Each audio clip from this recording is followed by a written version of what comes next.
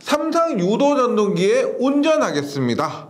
우리가 운전이라고 하면은 직류 전동기 파트를 한번 참고해 주시면 뭐다? 기동, 그 다음에 속도 제어, 역회전, 제동, 이 부분이 운전입니다. 그런데 삼상 유도 전동기 운전을 하기 전에 약간 삼상 유도 전동기만의 특성이 있습니다. 이게 비례추이란 건데 보세요. 직류기 할 때 기동을 얘기합니다. 기동을 얘기했을 때 우리가 조건이 뭐냐면 기동 전류는 작고 기동 토크는 클 것, 이런 조건이 있었죠. 그것을 여기에 나오는 비례추이를 이용해서 제어를 할 수가 있습니다. 한번 보도록 할게요. 우리가 저번 시간에 이런 걸 했었습니다. 유도 전동기에 속도 토크 곡선에 따르면 속도가 N은 0입니다. 그 다음에 여기 N이 NS로 가고 여기에서는 토크예요, 토크. 그리고 속도가 0일 때 기동을 하는 토크 있죠. 이것이 기동 토크입니다. 기동 토크일 때 속도 토크 곡선이 어떤 식으로 되냐면 이런 식으로 그림이 그려졌습니다. 이게 뭐 직선도 아니고 뭐 비례 반비례도 아니고 토크 곡선 자체는 공식이 굉장히 복잡했죠. 예, 저도 토크 곡선 자체를 완벽하게 지금 못 외우고 있는데 토크 곡선이 복잡하다 보니까 이러한 곡선을 그립니다. 그렇게 했을 때 보세요. 요 부분이 뭐냐면 가장 토크가 큰 부분 있죠. 요 부분 우리가 토크 맥스라고 해서 최대 토크를 합니다. 최대 토크. 그 다음에 최대 토크를 발생하는 요 슬립 있죠. 요것을 최대 토크 슬립이라고 합니다. 최대 토크 슬립. 그런데 보세요. 최대 토크 슬립은 뭐에 비례하냐면은 우리가 X2분의 R2에 비례하게 됩니다. 즉 2차 리액턴스분의 2차 저항에 비례하는데 여기에서 중요한 게 보세요. 만약에 여기에서 R2를 제가 증가시킨다고 하면은 어떻게 돼요? 최대 토크 슬립이 증가하게 되죠. 그러면 최대 토크 슬립이 증가한단 말이 이거죠. 속도가 0일 때는 뭐다? 슬립이 1이고요. 여기는 슬립이 0입니다. 즉 2차 저항을 증가해서 최대 토크를 발생하는 슬립이 증가하면은 최대 토크 슬립이 어느 지점? 이 지점으로 옮겨간다는 거예요. 이 지점으로. 그러면 얘가 이 지점으로 옮겨갔다 그래서 최대 토크 슬립이 이 지점으로 옮겨갔다면 최대 토크 지점은 이렇게 옮겨갈 것이고, 그러면 자연스럽게 얘가 이쪽으로 옮겨갑니다. 그러면 어떻게? 기동 토크 자체도 이런 식으로 기동 토크도 이렇게 올라갈 겁니다. 그 다음에 또 ST를 또 옮깁니다. 또 옮기면은 최대 토크를 발생하는 슬립이 이 지점이 되면 어떻게? 예를 들어서 기동 토크가 이렇게 올라가겠죠. 그리고 이런 식으로 속도 토크 곡선이 그려진다는 겁니다. 그러면 이것을 통해서 보세요. 어떤 것을 알 수 있냐면 R2를 증가시키면은 최대 토크 슬립이 증가하게 됩니다. 최대 토크 슬립이 증가하면 첫 번째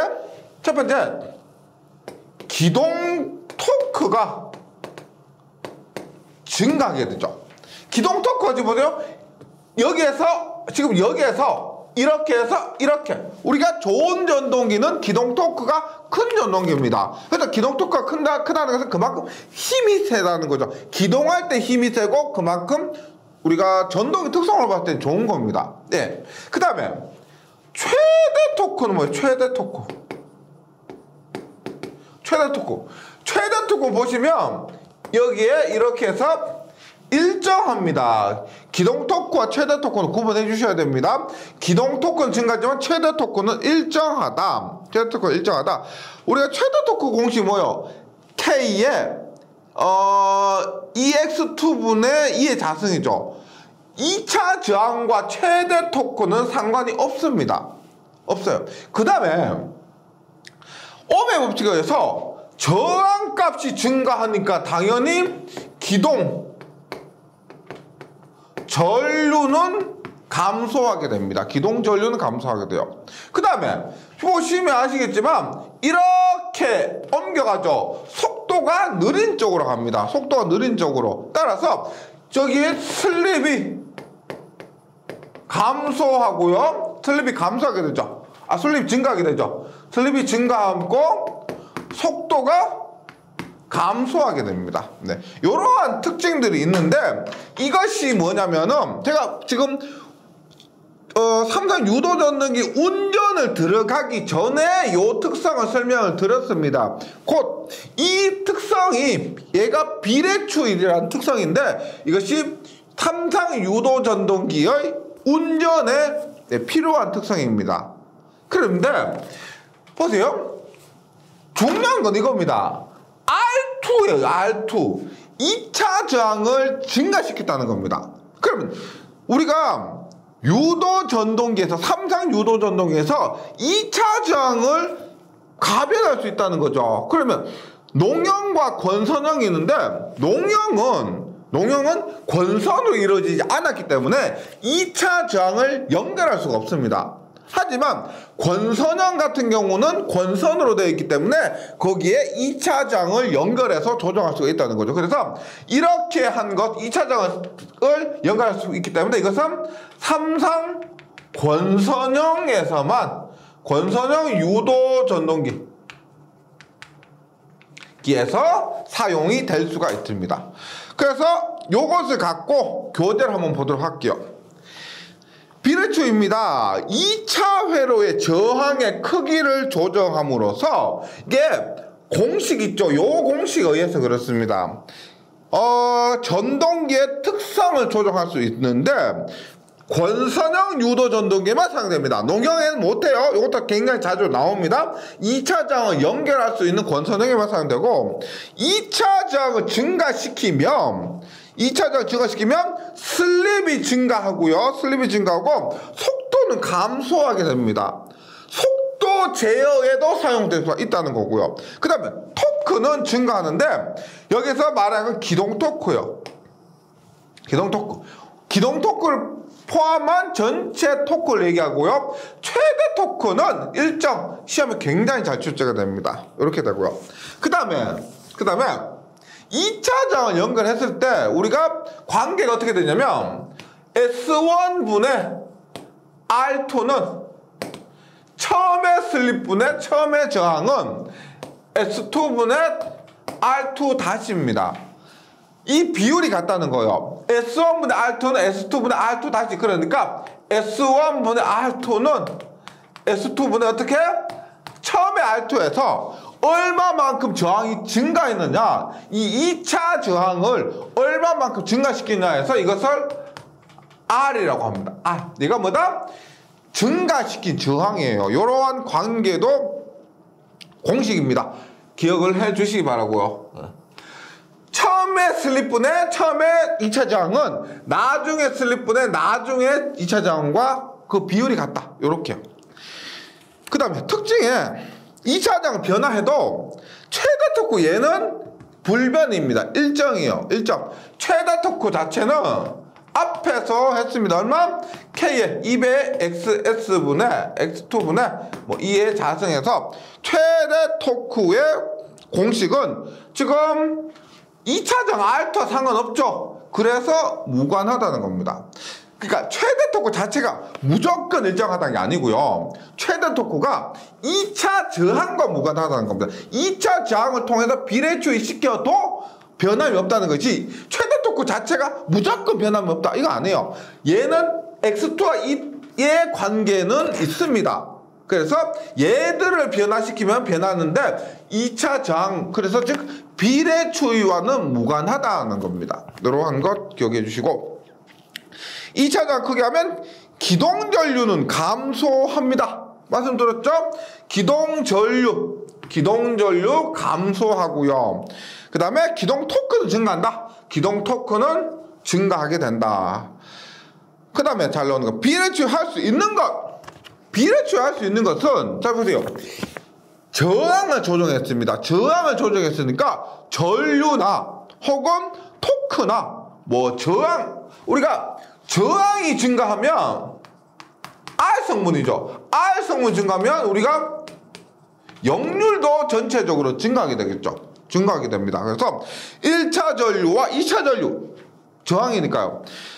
토크, 그 다음에 역률이고 1차 입력, 1차 입력까지 할 수가 있는데 비례주의 할 수 없는 것에서 잘 나옵니다. 비례주의 할 수 없는 게 뭐다?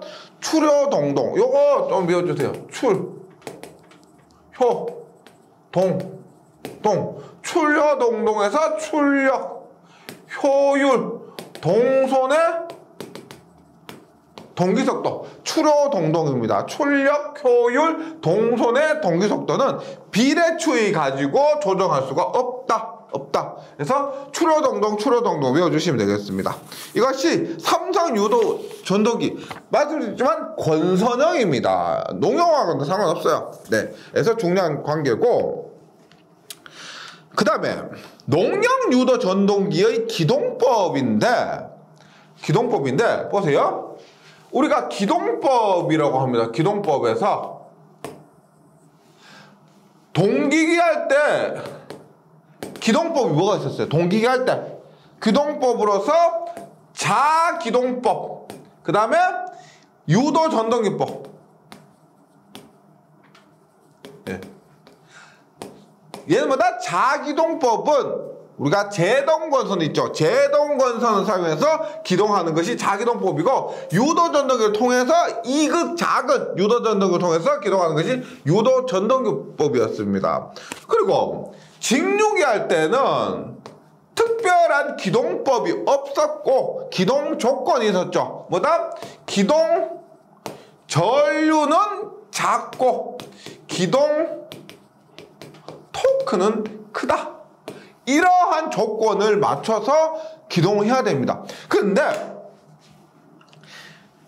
직류기에서 기동할 때 기동 전류는 작고 기동 토크가 커야 되는데, 그 중에서 더 중요한 게 뭐다? 이 두 개 중에서 하나를 선택을 하면 기동 전류를 작게 해야 됩니다. 왜냐면 기동 토크는 힘이 센 건데요.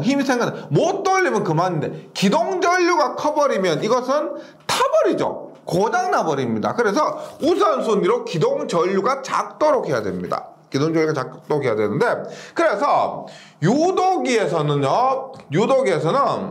우리가 단상은 우리가 뭐 여기 앞부분 뒷부분에서 단상 유도 전동기 하고요. 삼상 유도기에서 회전자의 종류에 따라서 뭐가 있어요? 농형과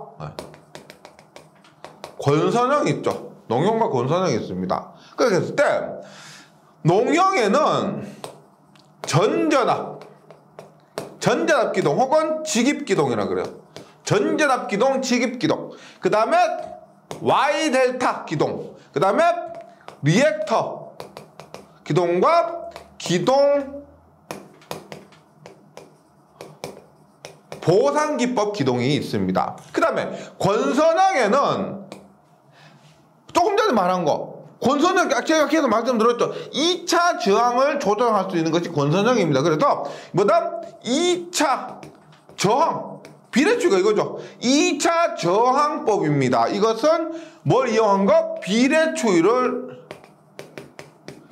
이용한 것이에요. 그래서 우리가 권선형 유도 전동기의 기동법에서 2차 저항제어법, 비례추이를 이용한 2차 저항법은 앞에서 얘기했기 때문에 특별히 언급 안 합니다. 2차 저항을 증가시켜서 2차 저항을 증가시키면 어떻게 된다 그래서 전류 감소한다 그랬죠. 전류 감소하고 그 다음에 기동 토크 커진다 그랬죠. 그래서 여기 2차 저항 비례추이 하면은 앞에서 설명 다 드렸습니다. 그래서 뭐 얘는 별로 얘기할 것이 없고, 농형 유도 전동기에서 전전압 기동, Y델타 기동, 그 다음에 리액터 기동, 기동 보상기법 기동이 있는데 어떻게 나누냐면 보통 얘는 한 5kW 이하에서요. 5kW 이하에서. 그 다음에 Y델타는 5에서 15kW.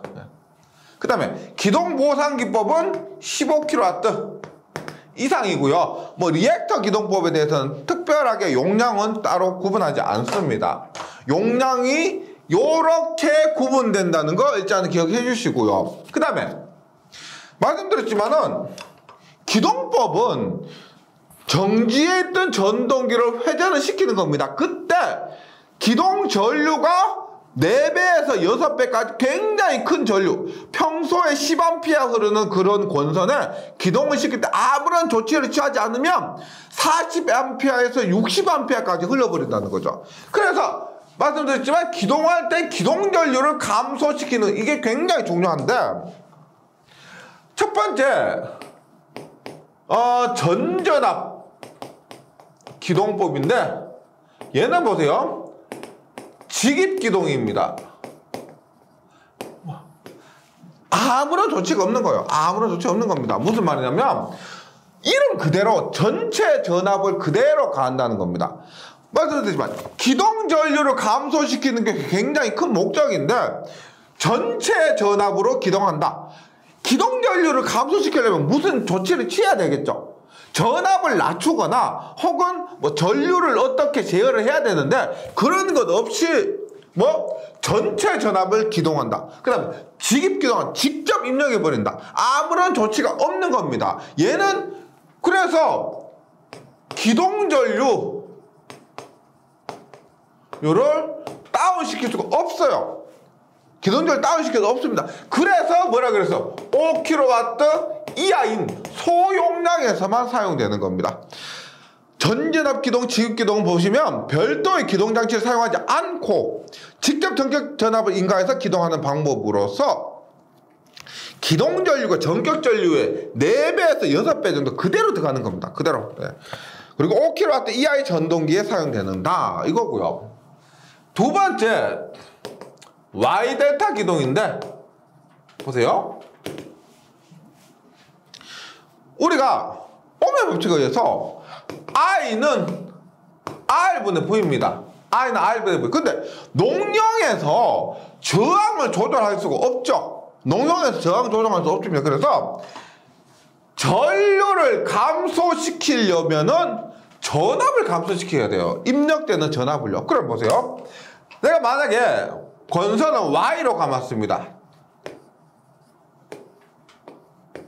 Y로 감았어요. 그 다음에 델타로 감았어요. 보세요. 만약에 내가 여기 전압은 단자간에 가는 거죠. 여기에 100루트 3V를 인가했다라고 하면은 100루트 3V 인가했다고 하면 Y결선의 권선에는 얼마 걸려요? 루트 3분의 1 하면 100V가 걸리죠. 100V. 근데 델타 결선에서 똑같이 100루트 3V를 걸면 델타 결선에는 상이 얼마 걸린다? 100루트 3V가 그대로 걸립니다. 그러면 Y델타 기동은 뭐냐면 우리가 기동을 할 때 전류를 다운시키려면 전류를 낮추려면 전압을 낮춰야 되는데 Y로 기동하는 게 좋을까요? 델타로 기동하는 게 좋을까요? 뭐가 좋다? 뭐 권선에 걸리는 전압이 작은 거 있죠. 권선에 걸리는 전압이 100으로 다운되니까 당연히 전류도 다운됩니다. 따라서 Y델타 기동은 뭐냐면 기동 시 Y결선으로 해서 기동을 합니다. 그래서 어떻게 Y결선에서 기동하면은 권선에 걸리는 전압이 다운되고 전압이 다운되니까 기동 전류도 다운되는 거예요. 근데 기동할 때 빼고는 원래 상태로 돌아오는 게 좋죠. 기동할 때가 문제가 가는 거지 운전 상태에서는 원래 전류, 원래 전압이 좋은 겁니다. 그래서 운전 시 뭐다? 델타 결선으로 이렇게 변경을 하는 거예요. 실제 어떻게 하냐면 전동기를 켜요. 전동기 켜면 모터를 운전할 때 이렇게 됩니다. 딱 켜자마자 Y결선으로 해서 기동합니다. 전압이 떨어지고 전류가 다운됩니다. 다운돼서 정상 상태로 이렇게 운전하고 있죠? 운전하고 있으면 결선을 이제 델타로 바꿔요. 결선 델타로 바꿉니다. 그러면은 정상 상태로 회전하는 것이 이 Y델타 기동이고요. 여기에서는 개념 정도만 기억해 주시면 되고 실기에서는 굉장히 자주 나옵니다. 시퀀스 도로 해서 꼭 좀 숙지를 해 주셔야 될 부분이에요. 이렇게 하고 그래서 교재를 보면요. 기동시 고정자 원선을 Y로 접속한 후 기동하여 기동전류를 감소시키고 말씀드렸죠. 운전속도에 도달하면 운전속도에 만약에 우리가 원하는 1500rpm 뭐 이런 속도에 도달하면 권선을 델타 결선으로 변경해서 이제 정상적으로 운전합니다. 그렇게 했을 때 보세요. 이 회로 이론 부분에서 나오는 겁니다. 지금 여기서 다 증명해 드리기는 어렵고 회로 이론에서 이런 거 있었죠. ZY는 Z델타의 3분의 1배 PY는 P델타의 3분의 1배 그 다음에 뭐 있어요? IY는 I델타의 3분의 1배 이렇게 하면 전압을 이렇게 낮춰서 지금 Y결선 운전하면은 똑같은 권선에 대해서 전류가 3분의 1로 된다는 겁니다. 즉 전전압으로 할 때 얼마? 4에서 6배였는데 Y결선을 하니까 4에서 6의 3분의 1배로 떨어진다는 거죠. 그러니까 그만큼 좀 더 큰 용량에 사용할 수가 있는 거예요. 요거죠. 요거. 그 다음에 토크는 전압의 제곱이랍니다. 보세요. 이렇게 하니까 전압 앞에서 얼마예요? 전압은 V는 3분의 1배죠. Y는 V 델타의 루트 3분의 1배죠. 루트 3분의 1배. 루트 3분의 1배인데 토크는 전압의 제곱에 비례하니까 토크는 몇 배? 루트 3분의 1배 제곱하니까 3분의 1배가 됩니다. 즉 모두 만족시킬 수는 없죠. 기동을 할 때 기동 전류는 다운시키고 기동 토크는 증가시키는 높을수록 좋습니다. 그런데 우선이 뭐냐면 기동 전류를 다운시키는 거라 그랬죠. 그럼 기동 전류를 다운시키려다 보니까 불가피하게 Y델타 결선하면은 토크가 3분의 1배로 줍니다. 전류가 3분의 1로 주는 대신에 토크도 3분의 1배로 줄어요. 근데 안전을 우선하다 보니까 힘이 작아지더라도 이 방식을 사용하는 겁니다. 그래서 토크가 작기 때문에 우리가 용량적으로는 너무 큰 곳에 사용할 수가 없어요. 그래서 5에서 15kW 정도의 전동기에 사용을 합니다. 네. 그 다음에 리액터 기동이 있습니다. 리액터 기동은 리액터 얘가 뭐냐면 L이에요. L입니다. L. 원리가 이렇게 됩니다. 보세요. 전동기에 인덕션 모터에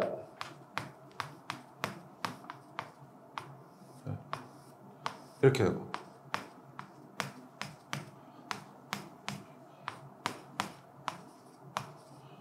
이렇게 했어요. 보세요. 얘가 이렇게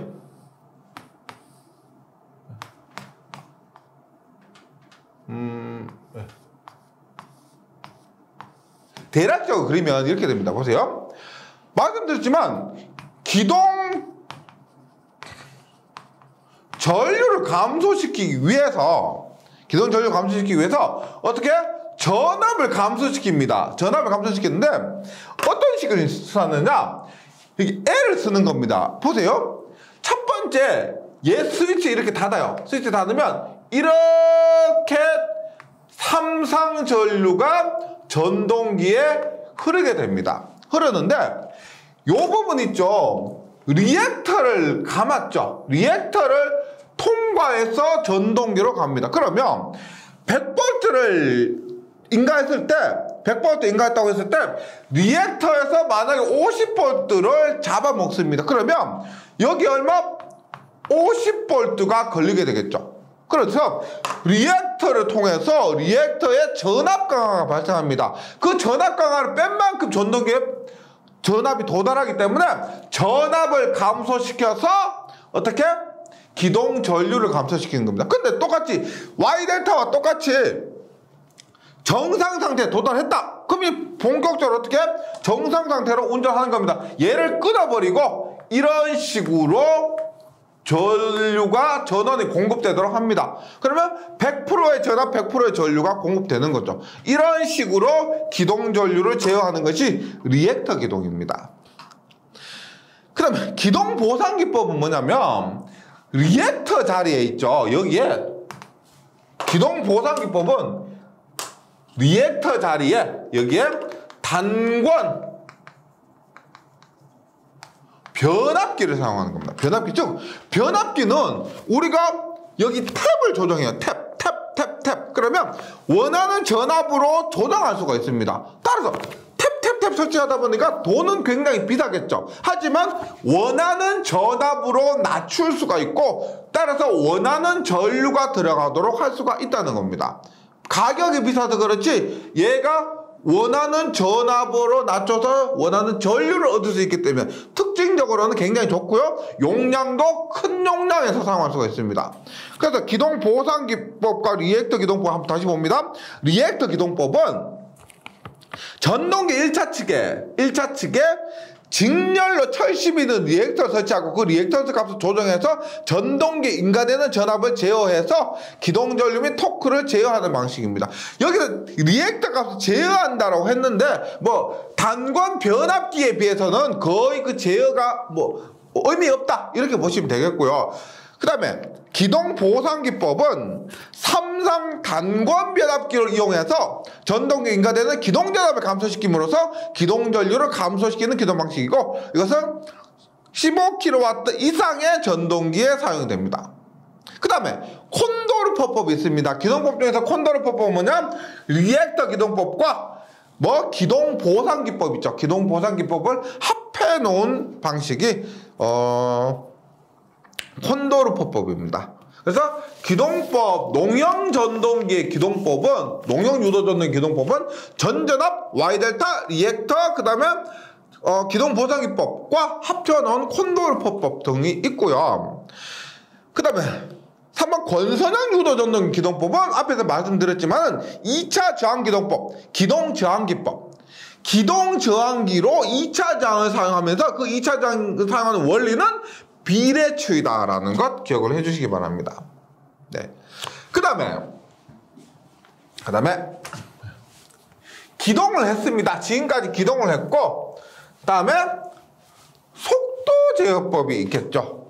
기동, 속도 제어, 그 다음에 역회전과 제동입니다. 그런 순서로 가는데 속도 제어도 똑같이 농형과 권선형으로 이루어집니다. 여기서 얘기하는 건 3상입니다. 농형, 권선형인데 농형은 3가지가 있고요. 권선형은 2가지가 있습니다. 보세요. 우리가 직류기 할 때 어떻게 했었냐면 직류기 할 때 N은 K5는 V-IA-RA라고 해서 직류기에서 제어를 하려면 어떻게? 계자제어법, 저항제어법, 전압제어법 이렇게 3개가 있었죠. 그러면 유도전동에서도 보세요. N은 NS의 1-S가 되고 NS는 P분의 120F입니다. 1-S 이렇게 돼요. 그럼 유도전동기에서 속도제어법을 하면 요거죠. P, 극수, F, 주파수, 그 다음에 S는 슬립입니다. 슬립. 근데 슬립은 전압의 제곱에 반비례하죠. 그래서 슬립을 자체를 조정하는 것이 아니고 슬립은 전압의 제곱에 반비례하기 때문에 농형 유도 전동기에서는 어떨까? 극수 제어법, 주파수 제어법. 그 다음에 슬립을 제어하는 것은 슬립은 전압의 제곱에 반비례하니까 뭐다? 1차 전압 제어법이 있습니다. 그 다음에 권선형 같은 경우는 똑같아요. 앞에서 비례추이 말씀드릴 때 그 비례추이를 갖고 속도 제어도 된다 그랬죠. 그래서 비례추이 뭐요? 2차 저항 제어법이 있고요. 2차 저항 제어법이 있고 그 다음에 2차 여자법이 있습니다. 2차 여자법인데 얘는 우리가 언급을 하지 않았어요. 그래서 일단 3상 유도전동기에서 속도 제어라고 하면은 요렇게 5가지가 있습니다. 5가지가 있고요. 그래서 극수제어법, 주파수제어법, 1차 전압제어법부터 똑같이 한번 해봅니다. 공식은 요거 우리가 방식이 생각 안 나시면 종류가 생각 안 나시면 요거 있죠. 요 공식 떠오르시면은 극수, 주파수, 슬립이니까 전압 이렇게 좀 더 쉽게 외울 수 있을 거고요. 봅니다. 첫 번째 극수제어법이 있습니다. 극수제어법은 뭐냐? 고정자 권선의 접속 상태를 변경해서 극수를 조정하는 방식입니다. 우리가 어차피 계좌적 2극, 4극, 6극 그것은 고정자의 권선을 감아가지고 만드는 겁니다. 맞죠? 자석을 설치하는 것이 아니고 계좌 권선을 감아가지고 만들어서 쓰는 것이기 때문에 그 권선의 접속 상태를 변경하면 2극이나 4극이나 6극으로 변경하다는 원리를 얘기하는 거예요. 그래서 극수배달법은 고정자 권선의 접속 상태 변경해서 극수를 조정하는 방식.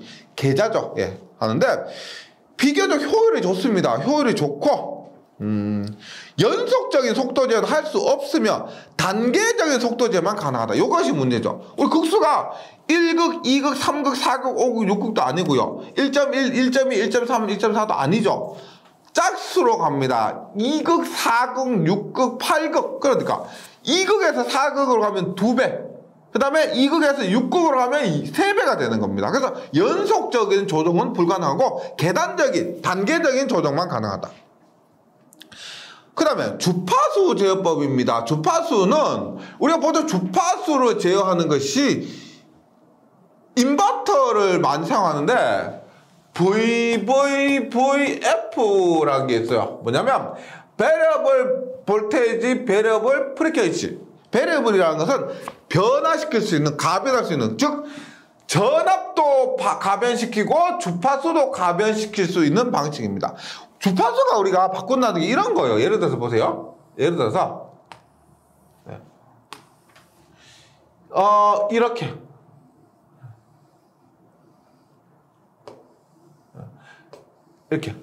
이렇게 했던 것을 주파수를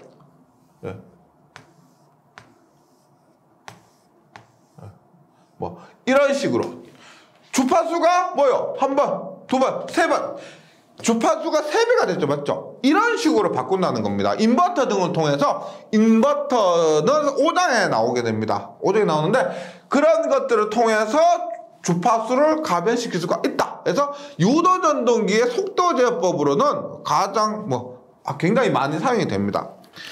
그래서 주파수 제어법은 뭐냐? 인버터 등을 이용해서 전원의 주파수를 변환하여 속도를 제어하는 방식이고요. 용도도 잘 나와요. 선박 추진용 전동기나 인견 방직 공장의 포트모터. 요즘은 우리가 섬유 산업이 조금 하향세라서 많이 사용되지 않는데 예전에만 해도 우리가 대구 같은 지역에 그 섬유 공장 굉장히 많았죠. 그때 TV에 나오는 거 보면 그 섬유 짜는 거 다다다다다 하면서 동시에 동작하는 그런 전동기 있죠. 그런 것이 우리가 인견 방직 공장의 포트모터라고 합니다. 이런 것이 주파수 제어법에 사용되고요. 그 다음에 1차 전압 제어법은 1차 전압이니까 말 그대로 1차 측에 넣어주는 전압을 얘기합니다. 1차 측에 넣어주는 전압인데 슬립이 전압의 제곱에 반비례한다는 성질을 이용해서 부하 운전 시 슬립을 변화시켜 속도를 제어하는 방식입니다. 전압 제어하면 슬립이 제어되고 슬립이 제어하면 NS 1-S의 공식에 의해서 N은 NS 1-S의 공식에 의해서 속도가 제어가 되는 겁니다. 그 다음에 권선형 유도 전동기 속도 제어법은 비례추이하면서 다 말씀드렸던 겁니다. 그래서 2차 저항 제어법이 뭐다? 비례추이를 이용한 그 2차 저항 제어법이죠. 2차 저항 제어법인데 비례추이 떠올리시면 되고요. 비례추이 원래 유효한 것으로 2차 회로에 저항을 넣어 같은 토크에 대한 슬립 S를 변화시켜서 속도를 제어하는 방식. 비례추이 떠오르세요. 구조가 간단하고요. 제어 조작이 용이합니다. 권선형 유도 전동기에서 그 권선으로 감겨 있는데 거기에다가 슬립링을 통해서 2차 저항을 연결한 겁니다. 2차 저항을 연결해요. 가변할 수 있는 그런 저항을 연결한 겁니다. 그래서 구조가 간단하고 제어 조작이 용이하고 속도 제어용 저항기를 기동용으로 사용 가능하다 했죠. 우리가 권선형 유도 전동기 같은 경우는 기동법도 2차 저항 제어법, 속도 제어법도 2차 저항 제어법. 그래서 이 2차 저항이 기동에도 사용되고 속도 제어에도 모두 사용되는 겁니다. 그 장이 그 장이에요. 네. 근데 우리 이런 생각 하실 겁니다. 그러면 2차장 이렇게 좋은데 그럼 처음부터 2차장은 풀로 올려놓고 하면 되지라고 하지만 저항이란 것 자체의 특성이 뭐냐면 I제곱 R, 즉 전력 손실을 발생시킵니다. 저항이 무조건 크다고 좋은 건 절대 아니죠. 왜? 저항이 크면 I제곱 R만큼의 전력 손실이 전부 유효저항입니다. 전력 손실은 날아가 버려. 그렇기 때문에 뭐 무작정 우리가 기동이나 속도 제어를 위해서 올려놓고 사용한다 이런 건 아닙니다. 저항을 이용함으로 속도 변화량에 비례해서 효율이 저하되는 특성이 있습니다. 그 다음 2차 여자법은 뭐냐면 2차 여자법은 이렇게 보시면 돼요. 우리가 유도전동기 등가 회로를 이렇게 그린다면 변압기와 동일하죠. 이렇게 하는데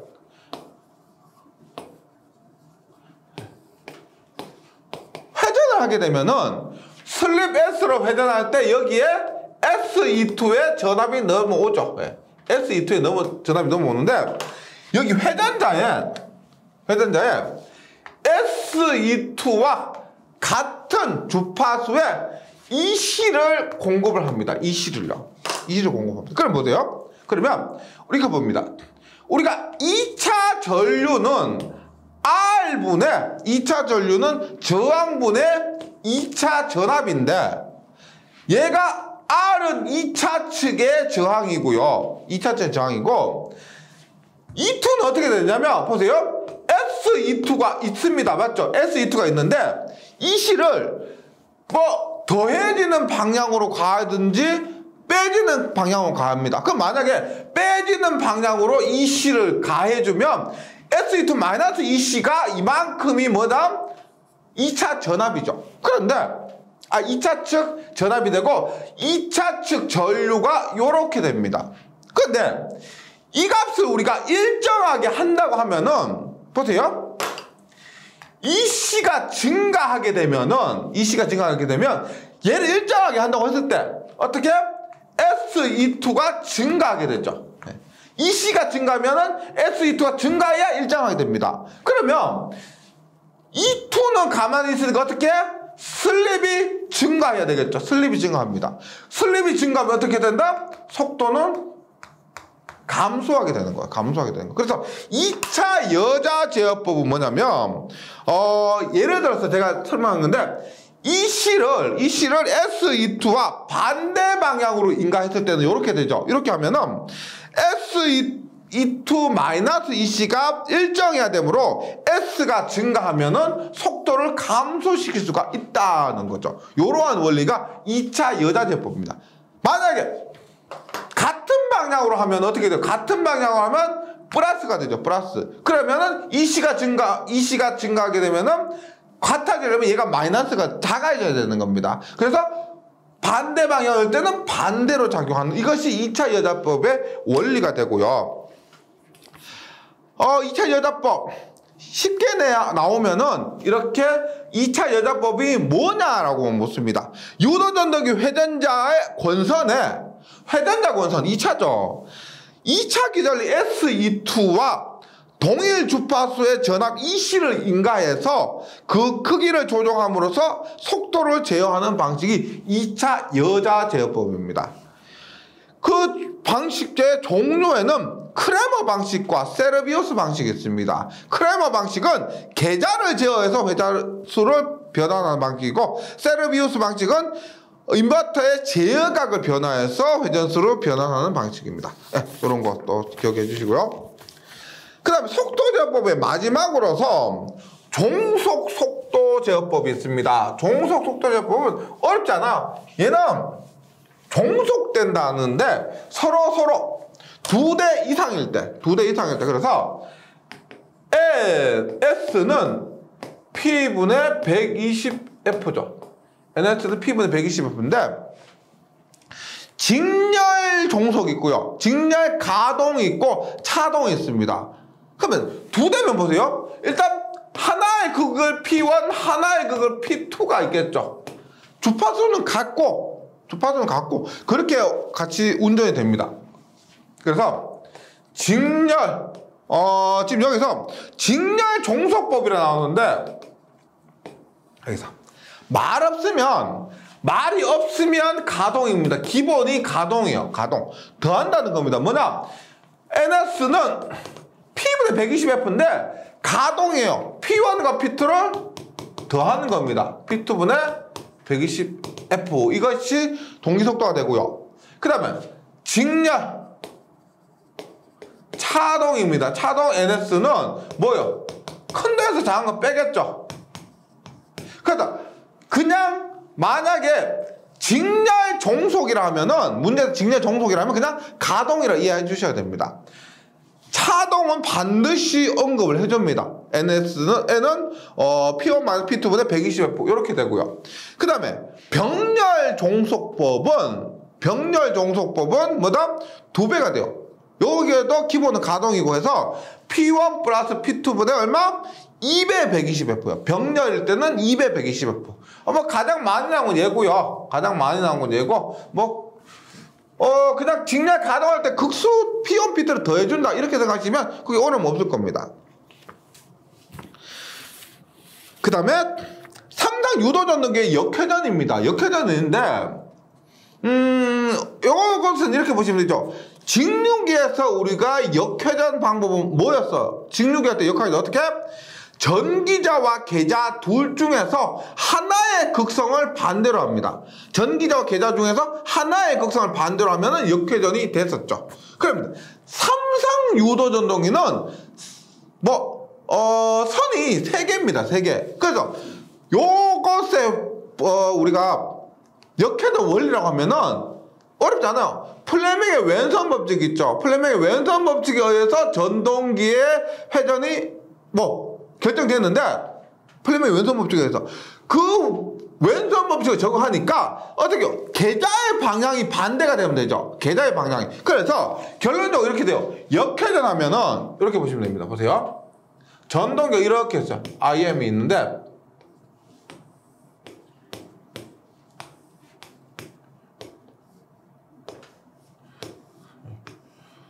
그 다음에 그리고 스위치 했을 때 지금 RST상이 이렇게 내려오면은 유도 전기가 정회전 한다고 했을 때 역회전은 어떻게 하냐면 보세요. 일단은 R이 S는 그대로 S R은 T 그 다음에 S는 S 그 다음 T는 R이 됩니다. 즉 자 보시면 R이 T로 가고요. 그 다음에 S가 그대로 S로 가고 T가 R로 갑니다. 결론은 뭐냐면 계자에 우리가 R하고 원판 이거 하면서 계자의 회전 방향이 반대로 되면 됩니다. 그것을 반대로 하려면 뭐냐? 세 선 중에서 두 선의 위치를 반대로 하는 거죠. 역회전하는 거. 그러니까 직류에서는 계자와 전기자 중에서 하나의 극선을 반대로 하는 것이고 삼상 유도 전등에서는 지금 제가 R과 T의 위치를 바뀌었죠. S는 그대로 두고요. 근데 꼭 이렇게 하지 않고 RS를 바꾸거나 RT를 바꾸거나 혹은 ST를 바꿔도 상관없습니다. 즉 세 선이 있는데 그 중에서 두 선의 위치를 반대로 하면은 역회전을 할 수가 있다는 겁니다. 네, 역회전은 이렇게 하고요. 그 다음에 제동입니다. 마지막으로 제동. 우리가 기동했죠. 속도 제어했죠. 그 다음에 역회전했고요. 이제는 제동인데 제동은 직류기에서 한 것과 동일합니다. 다만 직류기에서는 우리가 역전제동 플러깅이라고 이렇게 했는데 유도기에서는 역전보다는 우리가 상을 바꿨다고 해서 역상제동이다라고 표현합니다. 역상제동 플러깅 뭐다? 앞에서 한 역회전과 동일해요. 회전 중인 전동기 1차 건선 3단자 중 이미 2단자의 접속을 바꿔서 회전 방향과 반대 방향으로 토크를 발전시켜 급정지나 역전시키는 방법이 됩니다. 발전제동과 회생제동은 동일합니다. 직류기와 전동기를 전원으로부터 분리시켜서 1차 측에 직류 전원을 공급해서 발전기로 동작시킨 다음에 발생된 전력을 저항해서 열로 소비시키는 방식이고요. 회생제동은 전동기가 갖는 운동 에너지를 전기 에너지 변화시켜 이것을 전원으로 반환, 회생 이런 말이 중요해요. 이렇게 해서 제동하는 방법입니다. 이것은 회생제동은 우리가 뭐 크레인이나 언덕길에 올라가는 뭐 전기 기관차 이런 곳에 회생제동이 많이 사용됩니다. 이런 부분은 전부 뭐 암기해 주셔야 되고요. 그 다음에 전동기에 시험 및 측정이 있는데 많은 부분은 우리가 앞에 다른 기기들과 공통되는 부분입니다. 첫 번째, 저항 측정 시험. 변압기에서도 저항 측정이 있었죠. 저항 측정 시험이 있었고, 저항 측정 시험은 1차 단자 사이의 건선 저항을 직류로 측정한 3개 단자 사이의 평균값을 측정한 겁니다. 직류로 측정해요. 직류로. 네, 그러니까 직류로 가해서 거기 사이에 나오는 저항값 평균을 측정하는 겁니다. 무부하 시험 많이 들어보셨죠? 예, 직류기에서도 했고 동기기에서 나왔고 변압기에서 나왔던 겁니다. 전동기 전격 전압가하고 무부하 운전에서 한 상당의 전압 전류 전력을 측정하는 것이고, 구속 시험은 전동기가 회전하는 것을 막은 상태예요. 전원은 인가하는데 전원은 공급하는데 회전을 막는 겁니다. 그래서 회전자를 회전하지 못하도록 구속해놓고 1차 단자 사이 저전압을 가해서 1차 전류가 거의 전격 전압이 된 경우에 전압 전류를 측정하는 방법이고, 그 다음에 부하시험과 부하시험 실부하법입니다. 실부하법. 실제 부하를 연결해서 사용하는 것입니다. 부하시험 또 들어보셨죠? 전기 동력계법 뭐요? 대용량에서 전기 동력계법이고요. 그 다음 부하시험에 좀 나머지 프로노 브레이크법, 손실을 알고 있는 직류발전기 이용하는 방법, 다이나모미터 등이 부하시험의 종류가 됩니다. 그 다음에 슬립은 우리가 다른 기계는 없었기 때문에 유도 전동기에만 한해서 사용되는 방법이죠. 슬립은 뭐예요? 회전수와 관련이 있습니다. 그래서 회전계법, 회전계로 직접 회전수를 측정해서 회전수가 몇 개인지 몇 회전하는지 측정해서 슬립을 구하는 방법이고, 직류 밀리볼트계법은 권선형 유도 전동기에 사용이 됩니다. 직류 밀리볼트계법. 그 다음에 수화기법과 여기 스트로보스코프법이 있는데요. 스트로보스코프법이라는 탈 때도 있고, 이게 외국말이고 이거 영어도 아니고 외국말이다 보니까 스트로보스코프법 혹은 스트로보스크법, 네, 혹은 스트로보법, 이게 말이 좀 틀려요. 우리가 뭐 전기 자기학기나 전기 응용에서 이런 거 있습니다.